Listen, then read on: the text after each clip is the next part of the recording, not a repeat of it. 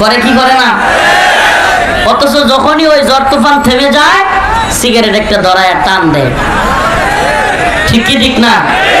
এই যে দেখেন কত বড় বেয়াদব, লেজার লাইট ধরে চোখে মুখে লাল লাইট। ওই যে সাদা টুপিওয়ালার পিছনে, একেবারে পিছনে ওইটা ধরেন, আস্তে আস্তে থাক, লেজার লাইট ধরে। আওয়ামী লীগ নাকি রে? আজকে আওয়ামী লীগের বয়ান করি নাই, তোরা চুপ থাক আর মনে করে দিস না।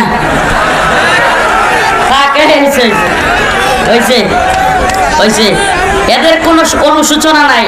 এরা এতগুলো ছাত্ররে মারছে, এতগুলো আলেমকে জেলে নিছে, রিমান্ডে নিছে, এদেশের মানুষকে গুলি করে নির্যাতন করে যা তা করছে।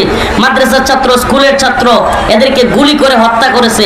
ওই দিন এক আওয়ামী লীগটারে ধরছি, কথা কইছি, কয় না এটা আমাদের নেত্রী বা আওয়ামী লীগ করে নাই, এগুলো করছে হলো ভিন্ন কেউ, গোয়েন্দা সংস্থার লোক, আমেরিকা, যাতে করে হাসিনার পতন ঘটানো যায় দ্রুত।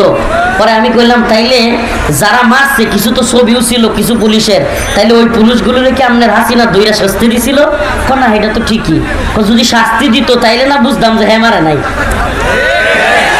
একটা পুলিশরাও যদি দইরা সে ক্ষমতায় থাকতে শাস্তি দিত, যে তুমি ছাত্ররা মারলা কেন, তুমি বরখাস্ত, তাই জেলে দাও, একটা পুলিশরাও জেলে দিত, তাইলে বোঝা যাইতো যে সে মারার পক্ষে। হ্যাঁ তো জানে মার মার, আমি কয়ে দিছি।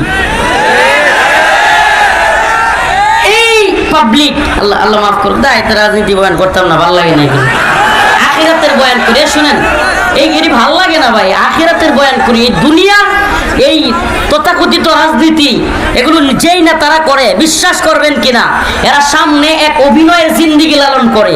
এরা সব কিছুতে ঠিক বলার দরকার নেই, চুপ থাকেন, কষ্টে কথাগুলো বলতেছি। এরা দেখবেন যেই দলেরই হোক, আওয়ামী লীগের হলে শেখ মুজিব বন্দনা, শহীদ রাষ্ট্রপতি জিয়াউর রহমানের বন্দনা, এই সেই বলবে, সব দলের লোক। কিন্তু বাস্তবে তাদের অন্তরের মধ্যে আপনি যা দেখবেন রাজনীতি করলে কি হবে, যশ খ্যাতি সবকিছু, আড়ালে যা দেখবেন তাদের অন্তরের মধ্যে এক ধরনের কষ্ট আছে। এই রাজনীতি তাদেরকে শান্তি দেয় না, দিন শেষে কষ্টই দেয়। এরা আমি দেখছি, আমি পরীক্ষিত, এই রাজনীতি শান্তি দিতে পারে না। এজন্য বলি রাজনীতি ছাড়ো, আল্লাহকে ধরো। সবাইকে বলি এই রাজনীতি ছাড়ো, আল্লাহকে ধরো, অশান্তির শেষ হবে না। আসো, ফিরে আসো, তওবা করো। ঘুষ খেয়ে ফেলেছো, জুলুম করে ফেলেছো, নারী কেলেঙ্কারিতে জড়িয়ে গিয়েছো, মাদকাসক্ত হয়ে গিয়েছো, সব ছেড়ে দাও। ফাফিরু ইলাল্লাহ, আল্লাহর দিকে ফিরে আসো, আমার আপনার মালিকের কাছে ফিরে আসো। অনেক বেশি